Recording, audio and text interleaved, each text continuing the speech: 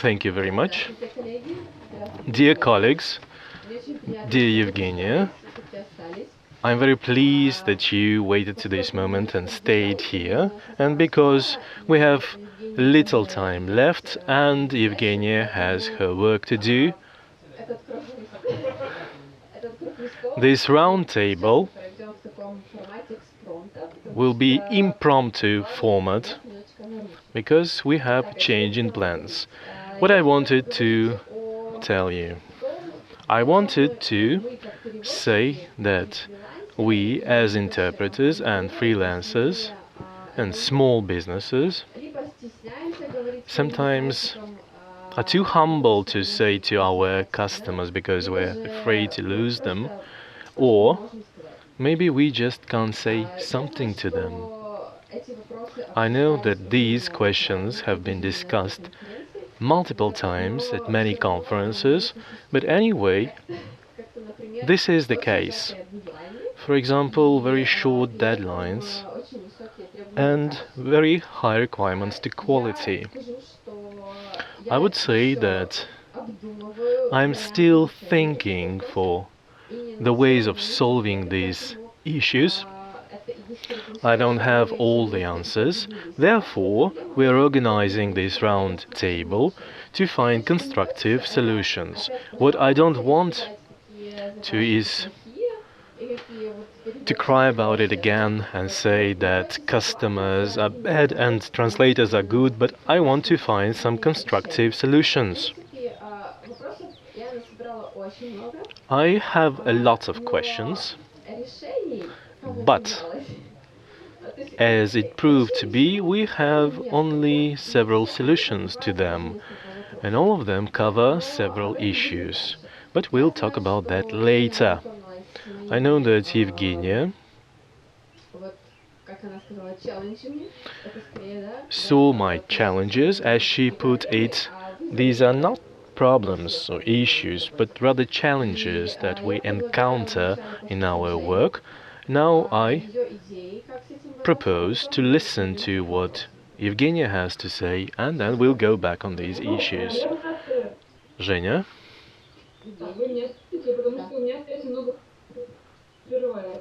Can you hear me? Because there are some interruptions in the connection. I would divide these challenges, which Olga showed to me, in three groups. So the first, which concerned deadlines, the second with the preparation of files, and the third, which has to do with answers and additional information from customers. As far as deadlines are concerned, I have bad news for you because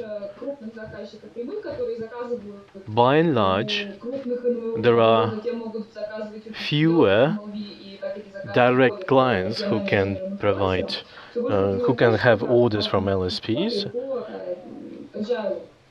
and they work on agile schedules. So if we had good times when we had 40,000 words for 2 weeks and we could translate them at our own pace, and now we have to do this job in 3 hours. And everyone says, and for example in Dublin there were several presentations devoted to this topic. And they said that the situation will be there and it will even worsen. We'll have to work at a faster pace, find time for that, and use the time maximally effectively. From my perspective, I can say that all the work that is done for us by our subcontractors should be done at proper quality. So we are trying to provide comfortable deadlines and trying to change them if we are working with people in the same time zone. But we are not almighty here at all, and we have to complete certain work when we transfer files further on. And sometimes we suffer from the fast tempo we have to keep. And there is rigid requirements, not only to deadlines but also to other things. And the customer says that the quality now is timely delivery of translation. You can have spelling errors, but it's better than not delivering on time. So that's it. That's what I wanted to tell you. That's about the comfortable terms of work. And as far as the preparation of files is concerned, and the technical household issues, I mean, tags that were not hidden or some locked segments which you can do nothing on your side, or placeholders are inserted in the text, or packages are not opened. So the only way to fight this is to have better communication with the customer. And you should know what you can expect from this person. Unfortunately, there is no recipe for success here. Everything depends on who you are working with and who you can answer to, and the level of technical abilities of your customers, because some customers have in their possession a full SDL server, and they can maintain TMs and they can prepare packages from scratch. An almighty person can address any issues. And there are customers which receive prepared files from their customers. If you have broken files, then it will take long to resolve this issue because you have to wait for the response of the person who created the package. So there is nothing on the bright side here, because you have to learn how to work and how to be patient. And the third aspect is the lack of context, slow speed of answering questions. It was a special issue that was addressed. It sounded like use your best judgment for any responses, and the recipe here is communicate and communicate yet again. It's better to answer a question and to say about the problem than to keep silent about it.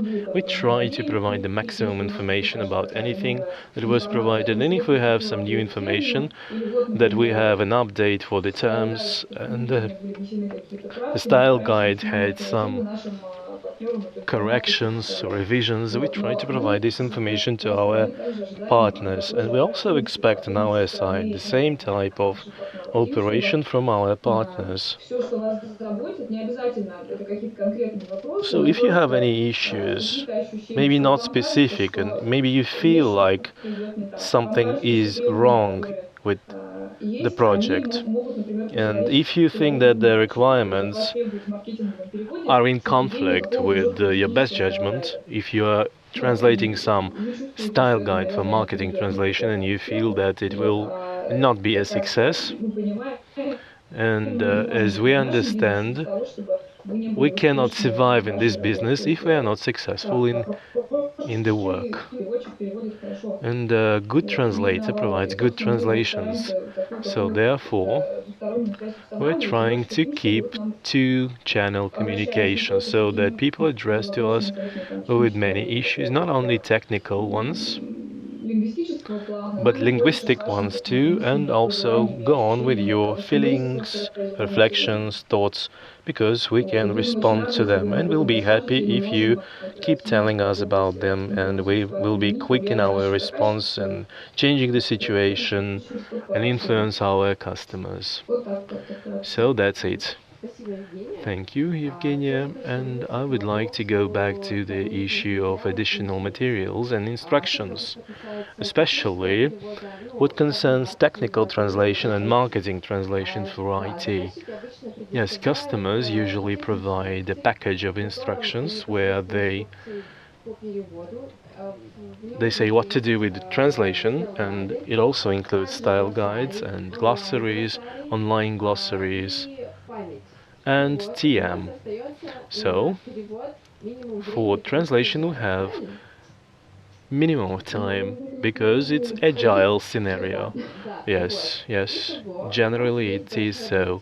So we have a large text which we have to translate quickly, and also well, whole world of instructions which you have to read in the same time, take it into account and consult with different types of instruction materials, and you cannot fail to do this, because then you will have a QA and they will tell you that here you have the style guide problems, and here you have terminology issues. So how do you solve these issues with deadlines, with time, with some guidelines, reference materials, because sometimes they make it even worse for translators. Have you ever encountered a problem like that, friends? Yes, and there is also an issue that they contradict each other, or they overlap, or sometimes they have an updated style guide and you never know what was changed there. So it's good if the customer highlights this, and sometimes you have to read it anew. So what can you do, and what can we negotiate this, and can we achieve our common purpose of creating a quality product? And may I comment on this? Evgenia said that communication and solving issues with clients, customers, and I keep thinking, so agile scenario is good, of course, and clients want it, and they always ask us about these scenarios of translations for translating 20,000 words in 20 hours. But I think we should negotiate, we should explain what should happen to translate these 20 words, and to explain to them that agile is not always working, and for you to get the quality product. And also, I have a question to Evgenia. What type of text was translated in the order when the client agreed to getting a text with spelling errors but timely delivery? I mean that the communication with clients will help you to build a relationship, and the communication should be professional, and you should explain why it is so and not what the client wants, because we should educate our clients, can't we? We are cooperating with them and not always doing what they want. Am I not right?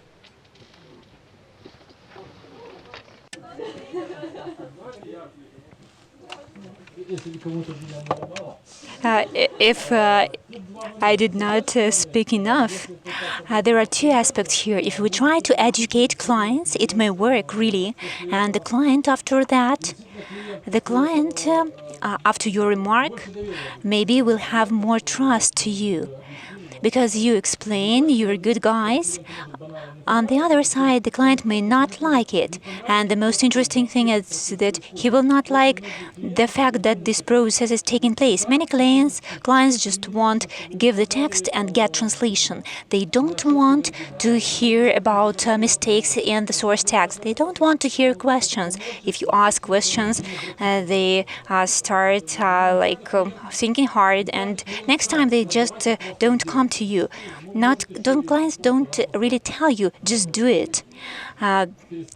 They may just not come to you next time. When asking these questions, you just need to add value for the client. You should explain that giving answer to you, he will get added value. Then they will respond. So the question here is, should you ask questions? We have a positive experience in asking questions with end clients, with end clients and also with MLVs, and explaining that we need to do it this way, not that way. And after that, they say thank you. And they say, yes, we want to work with you because we like your approach. We like it that you explained us because we did not really understand it.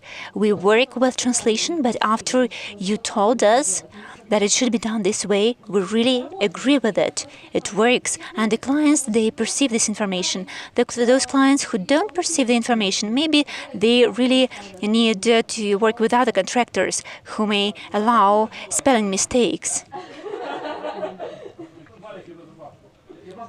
I just wanted to say that you should feel it. You should feel if the clients wants it or not. This is about the service for clients. This is what I wanted to say. That here we have a kind of overlapping topics in two round tables about right customers and right contractors. We had an experience in our agency. We had a new client coming, an end client from Kiev, a car dealer company, and the head of department who is responsible for translation there, they sent us a rather big text, and it was responsible a request. So we asked a really experienced project manager to work with them, who's got a big experience in working with our company. And over the telephone, when speaking with this client, he said, "Thank you, we got the file. We can open all the files.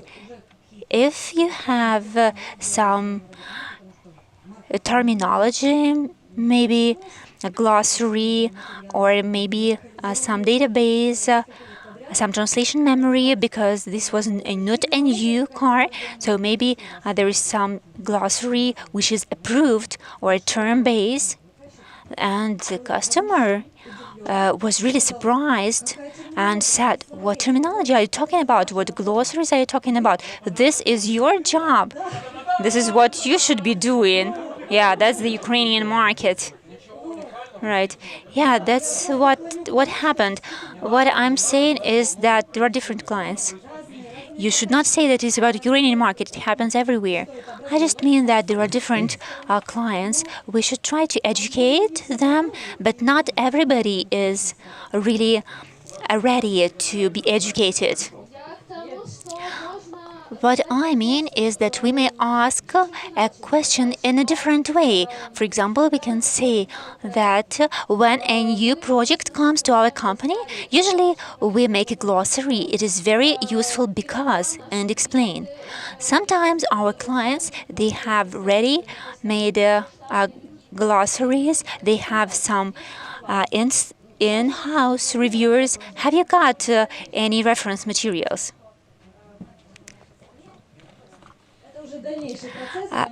It is a further process. Of course, our manager, in response to such a message, of course, he explains to the client who does not really understand translation process and the principles of functioning of translation agency. Of course, he did explain to the customer everything, but I just wanted to say that there are different types of clients and different approaches we should use. Right. And so the question, how far should we educate clients and what techniques should we use? If you just write to the client, write certain questions, and if you sit and wait without doing anything, without doing translation in the process, it's not right. I think that, yes, you should inform the client about the problems, and you should say that there are too many guidelines, there are too many glossaries, and considering them all while making the translation, it takes too much time. But we should still find solutions from our side, and we should show the solutions and offer solutions to the client. I mean, you've got a new instruction or guidelines, and you understand that there are some overlapping aspects. So you should offer, let's take new guidelines and disregard the old guidelines. And we don't have this problem. We don't have too much reference materials. The same thing with glossaries. Again, yeah, Eugenia, please. I would agree that coming to the client with a solution is a good idea. Let's not use this document, but let's use another document. But I would take your side here. I would like everybody offering me solutions and doing the work of MLVs. I mean, maintenance of references, I don't know how to say it in Russian. So, maintenance of reference materials, it is not the goal of freelancers. This is the goal of translation bureaus. We are the ones who should look at reference materials and at any updates or changes. And we should explain that there is a sentence which was changed. Please pay attention. Of course, we cannot require people to learn every style guide by heart. And we should be careful with it, because there are people who can really use you if they can see that you do this job to optimize the reference materials. What we like happening, sometimes we don't see it. We see that there is a glossary and guidelines and also some online tool. It's kind of clear, but people say it's too much, or they say it's not convenient for us to look into the PDF file. We would like it to be in one environment or in some readable format, which can be used with the other tools.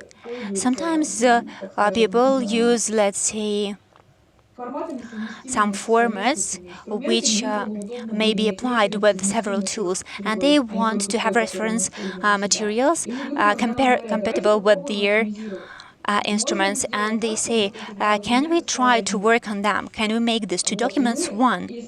And if we see that it is a good piece of advice, and if the person has got his reasons and he says that I need to translate just 20 words and I will spend more time looking at the reference materials, then of course we try to help this person, or we explain why it is not possible, and we try to escalate it to our customers that we've got this issue, or to try to solve this issue in any other way. So this is the way it happens. And for us, it is important to understand what people need and why. And at this point, we can start helping. But if you just do something from your side, maybe you will solve your problem, but all other people will have challenges still. So that's what can be done. May I add several words about tight deadlines and big scope of translation from my experience?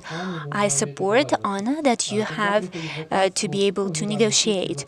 I had an order in 3 hours. I had to translate 15 pages of rather difficult technical text. Of course, it is not possible to translate it with a good quality. It is unreal, or it is very difficult. So I ask the questions, where will you use this text? And they say, it will be at the level of directors. I will send it to Germany. And I tell him, we are ready to do it, but I explain what will be done and what the quality will be. And we say, we can have good quality for 9 o'clock tomorrow, not 6 o'clock today. And I think that 90% of clients, they will agree with the deadline I offer. So don't be afraid to negotiate. And we don't really know what the client will tell us. So talk to your clients. I have in my head a phrase spinning like be one step ahead of the client. If we know how it should be done, clients, they don't really understand the right way to do it. They just want 15 pages in 3 hours. They don't understand how it will be done. So we should be one step ahead. We should think it for them and to make it reasonable. Thank you. That's right. Just 1 second, please. This moment that we need to talk and negotiate with the client, of course, there are no disputes about it. Of course, if we work together with the client and the contractor, then of course we have certain negotiations. If we accept an order and if we understand that we can do it within the deadline or with good quality, of course we should negotiate. There is another thing here. If the client is a regular client, and if on a regular basis the client behaves in one and the same way, he sends, for example, a big volume of translation within very tight deadlines, and it happens like every day. This is a question also. What should we do? And another thing. Okay, I'm sorry, I forgot. Alexander, please. Thank you. Despite the fact that we need to be one step ahead, I offered to go one step behind and come back to the case of Marina. I was talking to Leonid, sorry for our conversation about the client having no terminology. It is normal. And an agency, we should say, we will use our best judgment, we will make our own glossary. It just means that you can't have claims, and because in terminology there are synonyms also. And if we used one of the terms and not the other, it should not be a problem. There is a case. A client invites you to a new project and offers you to make a glossary. The product is not localized. There is no instructions and a style guide. The style should be user-friendly, fresh, and you should use short sentences. This is all the style guide. So we make a glossary. And we receive a QA for the glossary, not translation, but just for the glossary. The assessment is fail, and the reviewer changes terms. The question to the client, why? Why? Because we just like it. We like it better this way. This is the question of agreement and negotiations. So what is the reaction of the client? Will he work with the translation bureau? And he was not happy, though there were not strict instructions from the client. So in the beginning, there was no, they just said it should be user-friendly. Okay, you should say, we're happy with your glossary, we will use it, and everybody will be happy. So is it a solution? No, I have a question. Just psychologically, the client has got the situation, but this is business. Yeah, but it's the first request, and the client sees that he does not like the glossary which he got, and how will he perceive the translation after he didn't like the glossary at this very first stage? But you have to negotiate and come to an agreement. You've got the agreement and you've got the instructions about using short sentences and about friendly. It is the question of style, and I would say fresh and friendly. It is not very specific. We don't really understand what it is about. You think that fresh and friendly means one thing, and we think it in another way. Should we maybe try to do 50 terms, maybe 10? And then you have a look at them. Yes, we need to talk and to agree with the client. Yeah, it's clear. I just mean that there is no glossary. We create the glossary and we use it. But it's not the fact that the client will work with this translation agency because he did not like the glossary. I wanted to answer about the case. The question is not asking for documentation and them saying that do it yourself. It's just that customers sometimes are aggressive when you start asking questions. These are real life situations. My colleagues surely had them. When you ask a question to a client and the client is really not happy, why are you asking me? You're not a professional if you ask. These things happen. And what I wanted to ask about these 20 words, is it really 20 words that you were talking about? Is it a real situation?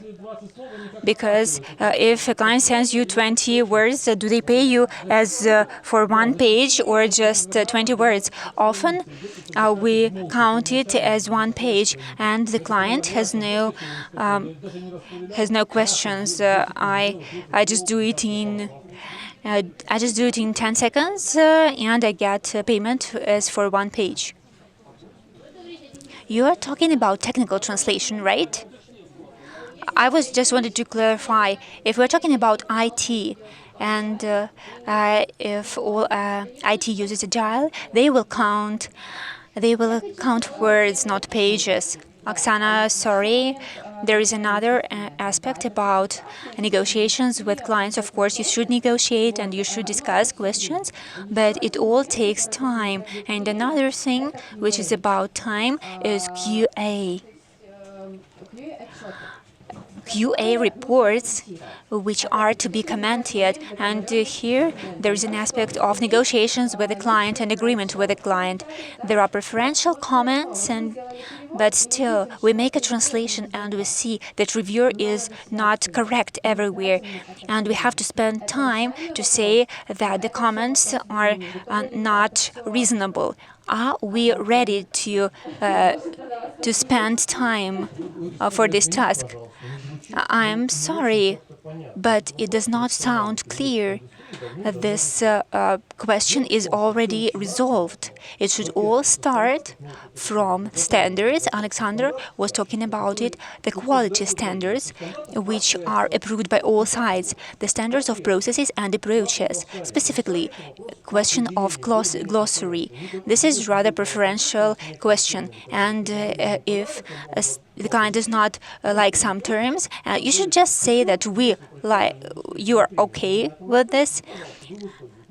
If you want these terms to be used, we are okay with it. We have been doing it for 20 years, and I never saw a client having any claims. And the question of iteration and so on, the quality question is based on metrics, and another thing is added. There is no quality when the translator agrees with 100% of remarks of proofreader. In the industry, there is a methodology, and you don't have to invent anything. The methodology is very simple. You have a right for one free iteration.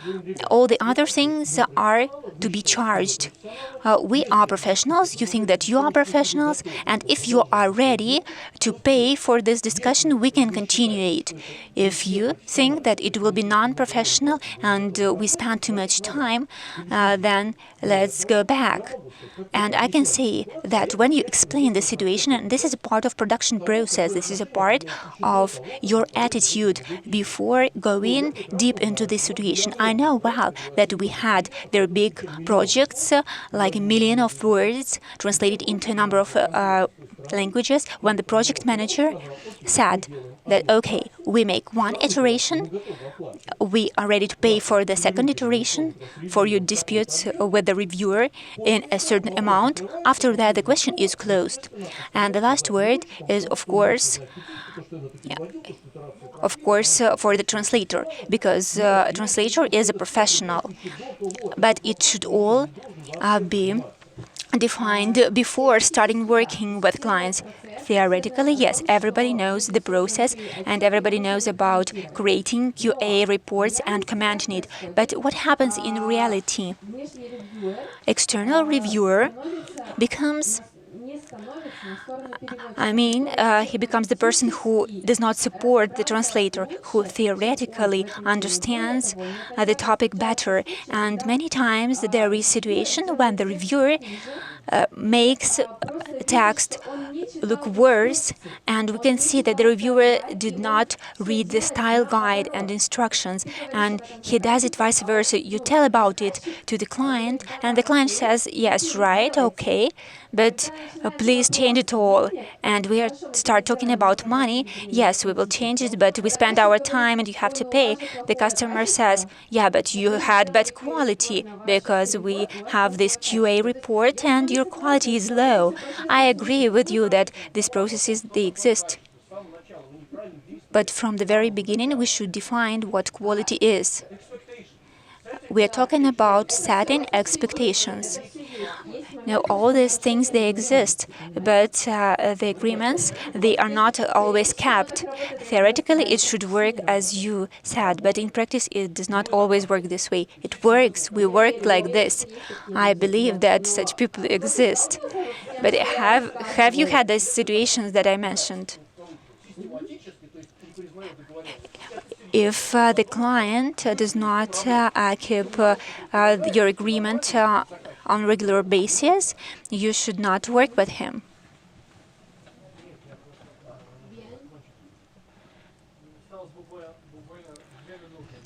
We have a couple of minutes. Maybe we should make some kind of a summary.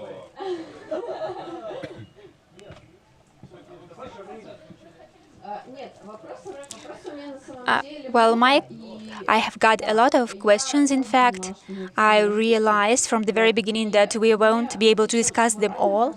And generally, I think that many questions about QA and deadlines and questions, they may be resolved on our side. If we know about them, we should not wait for solutions, but we can look for solutions ourselves. We should not take the responsibility on the client, but we should do some things ourselves. And I think there is a moment of, during all these negotiations, we can forget about the final aim.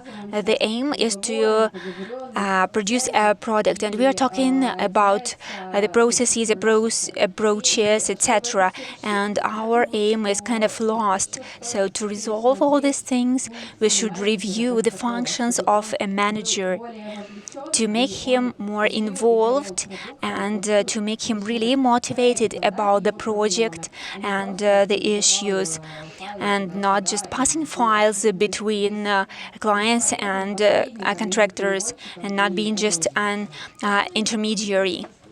Can I make a quick comment? Oksana, sorry, we don't have time. Evgenia, do you want to say something? I'm sorry. I wanted to come back to the questions which was asked in the beginning about the text which was translated when the customer accepted translation with a spelling mistake.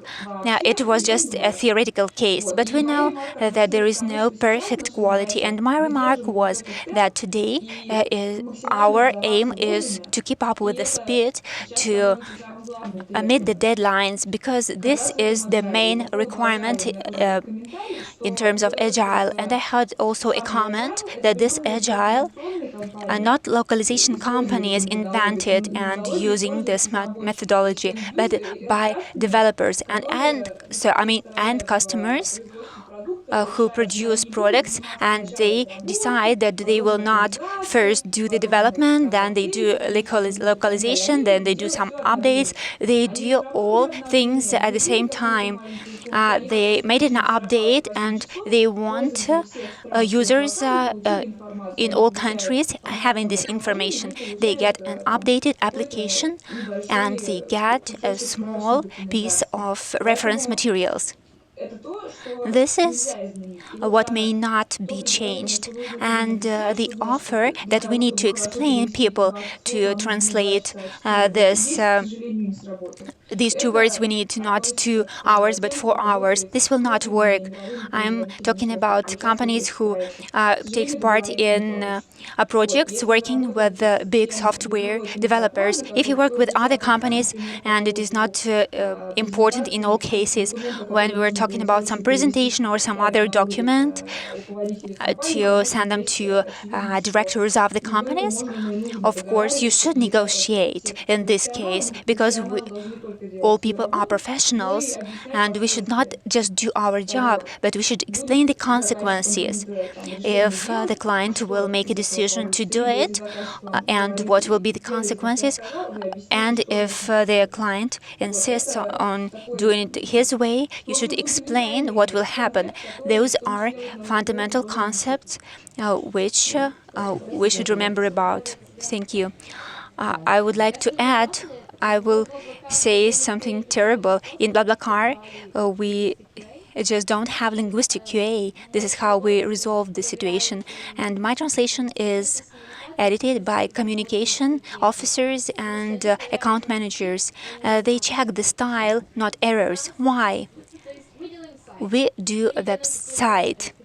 We don't do some really complicated documents, and we need finding clients, we need finding users, we need a good sounding website. And internet